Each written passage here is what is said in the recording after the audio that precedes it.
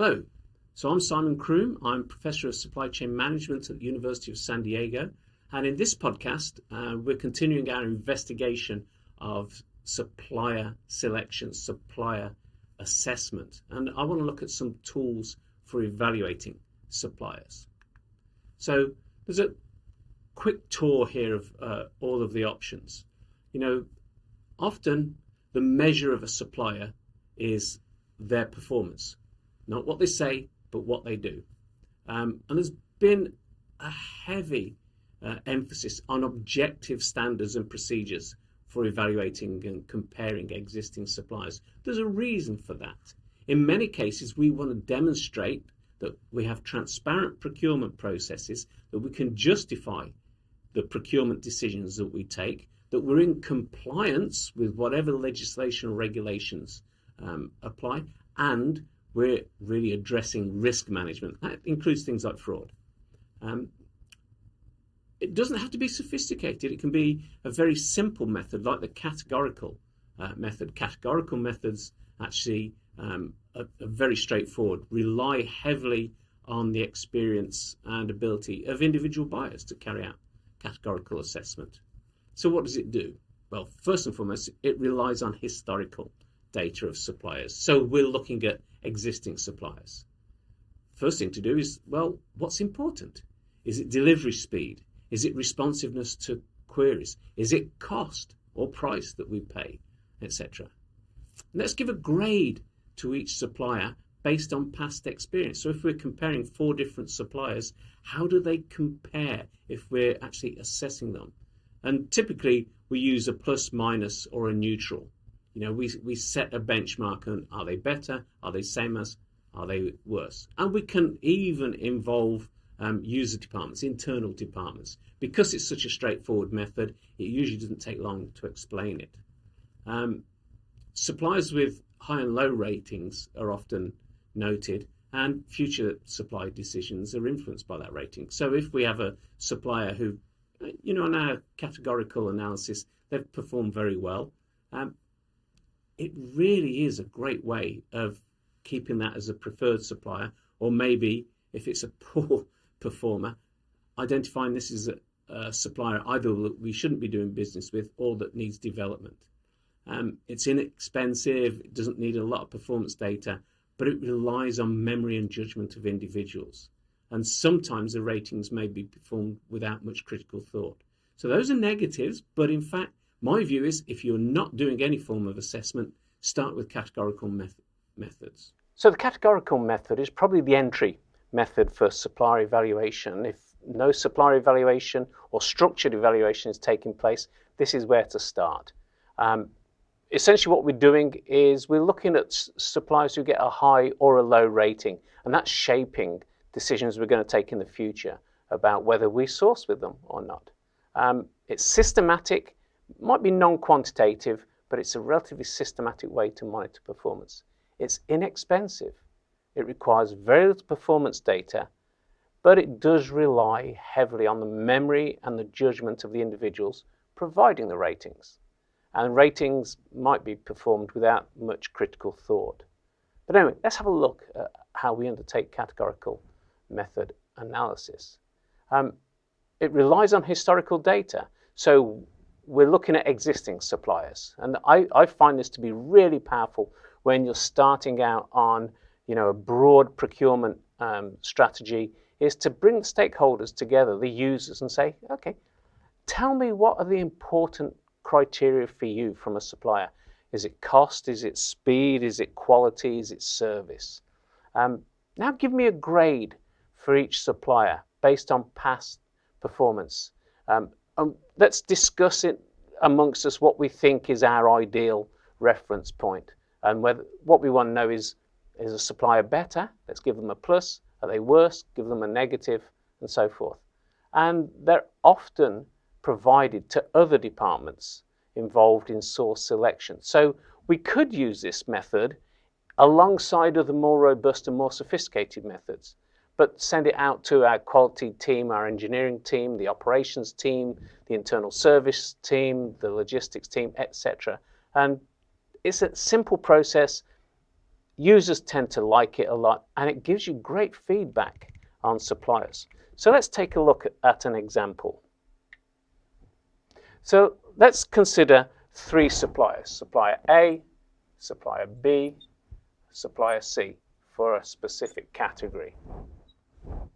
And what we've done is we've spoken to our internal users and we've said to them, if you had to identify what's important about supplier performance, what would those criteria be? And in this case, we came up with the obvious one of cost.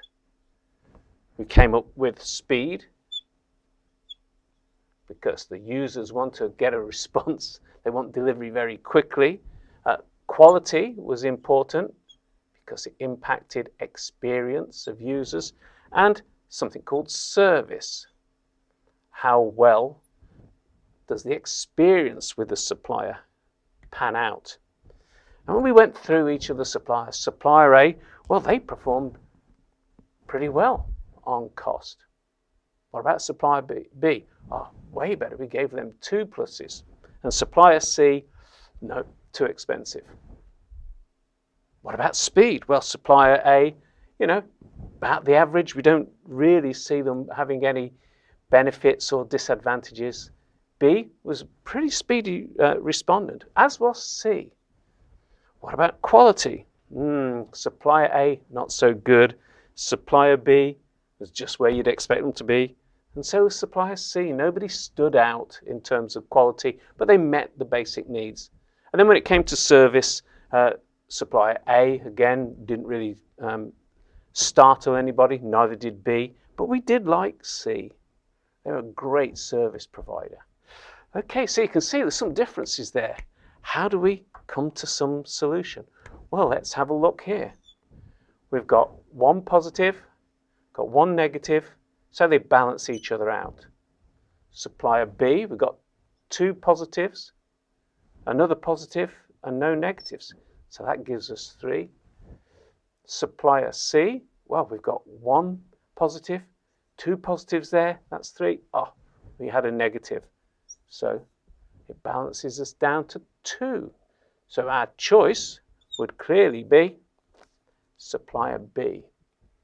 Now you might say to yourself, this doesn't look very sophisticated, and you'd be right. But it's a process of consensus building. If it's a transparent process, you're getting the users to contribute. At least we're now converting opinions and random comments from people. Oh, I like this person's speed, or this person's cheaper, or their quality is not very good. You're bringing it all together and saying, on balance, if you take all of these factors that you guys have taken into account, or you've told me are important, which one seems to stand out? Who's the top of the class? And in this case, supplier B. Pretty straightforward, highly recommend it, very easy to use for users. So as we saw, the categorical method, pretty straightforward, and it's a great entry to supplier evaluation. If you're not doing any supplier evaluation, or it's an item that's not particularly critical, you can start with categorical method. We can take it a little bit further. We can try and become a little bit more sophisticated by giving emphasis to some criteria more than others. So what this is called is the weighted point method. So it quantifies the evaluation criteria. For example, you identify, as we did before, a number of evaluation factors. Their relative weights are expressed in numerical terms. We come up with a composite performance index, and then that's how we do our comparison with suppliers. So let me give an illustration here. So with the weighted point method, the example here we have is a simple one. 3 different suppliers, supplier A, supplier B, supplier C, or vendor A, B, C. And we have 3 criteria: quality, delivery, and price. And quality and delivery account for 40% each of our total score, and price accounts for the other 20%. So what we're saying here is that quality and delivery are more important than price for a particular product category. And we run a scoring method, and our scoring method may be to give points out of 100. So however we come up with our scoring method, and it may be that we have a quality assurance checklist that gives 100 points, we may look at actual deliveries on time and give 100 if they're 100% on time, 70 if they're 70% on time. And with price, we may give a score, again, comparing price against the market rate, or our idealized cost. If we've done a cost analysis and we think the price should be $4 and nobody comes near it, we can scale accordingly. So let me give you an example of where the weighted point comes in. So vendor A has scored 70 on delivery. So it's not the best, but it's not the worst. It's the middle of the three. Delivery accounts for 40% of the weighting. So our weighted point is clearly 28. 40% of 70 is 28. And likewise, if we're looking at price, supplier C happens to score 90. It has the best price, but that only accounts for 20% of the weighting, which means they get 18 points. So when we total up the weighted scores, this one, and this one, it gives us 78. So that is how weighted point methods work. A little bit more sophisticated than categorical method, takes us that bit further. So it can be used with relative weights. If it's used in conjunction with a categorical method, then suppliers can be evaluated on a little bit more of a quantifiable basis, and many of the intangible aspects of a service can still be considered. Taking it a little bit further, cost ratio method, a little bit more sophisticated, more analytical, more financially oriented. It really looks at all of the costs related to the value of a shipment received from respective suppliers. The higher the ratio of costs to shipments, the lower the rating for that suppliers. In other words, the more expensive a supplier is to do business with, proportionate to their expenditure, the less desirable that supplier is. Really, the cost categories that are used depend on the products involved. So we want to bring in some cost of quality, cost of delivery, cost of service, and we look at those respective costs. So again, the examples are really looking at costs of things like unusual visits to a vendor's plant, unusual inspection costs. If we've got a shipment and it seems as though there's something problematic and we have to open that shipment, if you're getting a consignment of porcelain tile from Italy and you notice that the boxes look a bit damaged or the crates look a bit damaged, you may decide on receipt you're going to open every box just to see whether the tile themselves are damaged. And then what we want to do is look at all of the costs involved. So here's a great illustration, simple one again, that we look at what's happened in the month of January. Well, we had to visit a vendor plant. Wasn't that far away, $200, it was one person for one day. We had to do some sample approval. Well, that took 3 people 6 hours. We've done some incoming inspection. That wasn't too painful, but that still cost us $75. Thankfully, no manufacturing losses, no reworking losses, but we did reject components. We sent them back. And we've got some other ancillary costs. This all adds up to $1,000. That's what we assign as the actual costs that have been involved in checking, identifying, correcting, mediating quality problems with a product.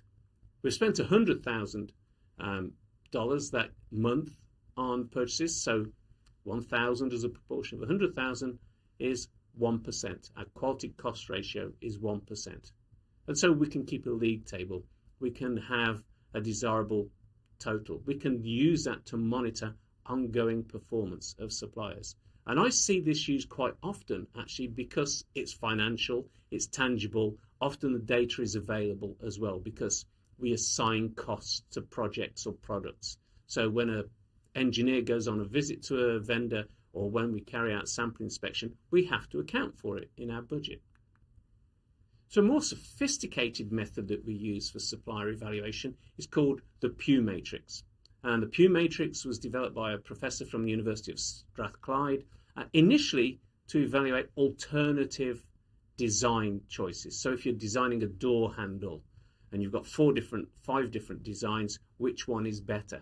And what Pew identified was that some things are better on one criteria but not on others, and they're different. So how do we compensate for that difference. So let's go through how we'd use the Pew matrix in a supplier evaluation. The first thing is select the criteria from your internal user needs, maybe engineering specifications. So consult the participants in the decision-making unit. So if we're designing a new school building, who are the stakeholders?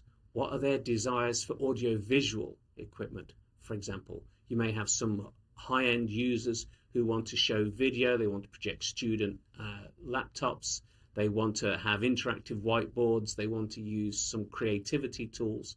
And you may have others who want to use PowerPoint.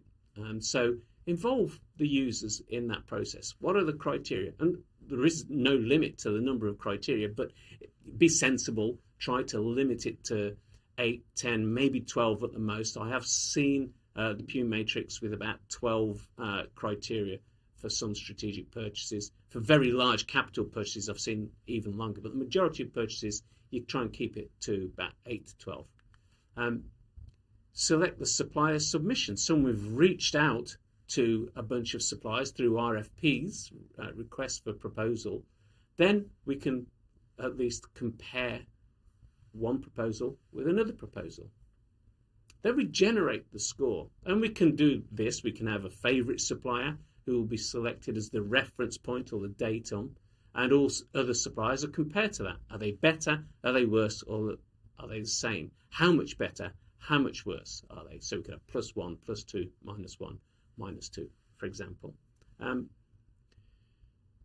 If you haven't got a favorite supplier, what you come up with is your idealized solution. And again, it's a process of discussion and deliberation to come up with, well, what's that idealized solution? Compute the total score. So if you've got 3 different suppliers, let's have a look at, how many positives did each supplier get? Compared to the datum or the reference choice, was it 1 +1 +2 +3? Add those positives up for each of the criteria that you're using, also the number of negatives, the number of minuses, and come up with your end score at the bottom of that. So, for example, here's a great illustration. Just looking at 4 different restaurants. You've got speed of delivery, the cost, do they offer vegan options, does the food taste very good? And we've given weightings to each of those criteria as well. So as with the weighted point method, we can give some sophistication. So vegan items are important because we have a lot of vegans in our dinner party. Delivery speed, relatively important.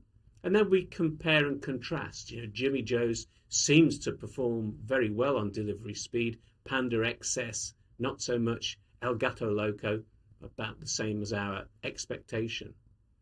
And I'll give you a little bit of time to look at the table.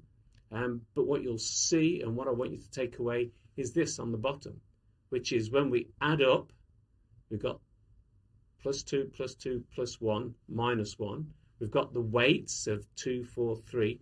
That leads us to a total score of 14 for Panda XS. One of the benefits of the Pew matrix is that it's a process. You're bringing the key stakeholders in on the decision making. You're getting people's opinions and views and evidence to come up with your weighting as well as coming up with your criteria. And then in your evaluation, you're also using a more collaborative approach. So what I tend to find is by the time you get to this point, it's not a surprise, but it's tangible. You record it. It's in the file. It's in the supplier selection file. It's transparent. So you've got evidence as to, well, why did you choose this contractor versus that contractor when this contractor was more expensive? Yes, it was more expensive, but it was quicker, better quality, and in our view, better value for money. And then finally, when we think about why we're doing this to avoid problems with failure, problems of non-conformance. And the classic non-conformance iceberg tells us, the tip of the iceberg is when you see scrap or when you have to give concessions. You give a free drink to a customer, for example, if you're Starbucks, or you give a free meal, or you have to give somebody a free flight if you've had a problem with the flight. But underneath that visible tip of the iceberg, all sorts of issues. You're losing capacity because if you've had to give a free meal to a customer, that's a meal that you could have sold, so you've lost that capacity. If you have to provide them with another night's stay, again, that's reducing your capacity. You've got rework loops. You have to go back and repair and rework and maybe correct the process. We might have to hold more inventory. We're getting customer complaints. Not always a bad thing because it gives us information about our quality of experience, but we don't like complaints. It extends lead times. It means we've got to reschedule, and we can actually have major problems with delivery.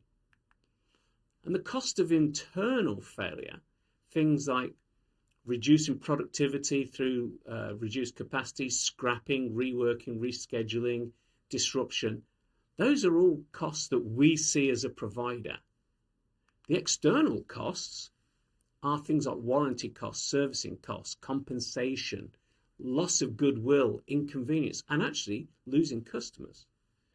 And so the final thing I wanted to talk about in the context of why we're even bothering with some form of supplier evaluation when it can be quite an expensive process is there's a clear balancing act between the costs of appraisal and prevention. Appraisal, evaluating the performance of suppliers, putting in place mechanisms to prevent failure from suppliers, and the internal and external failure costs. What we know is the more we invest in appraisal and prevention, the lower our reject rate, therefore the lower our internal and external failure costs. And that actually lowers our total quality costs. So thank you.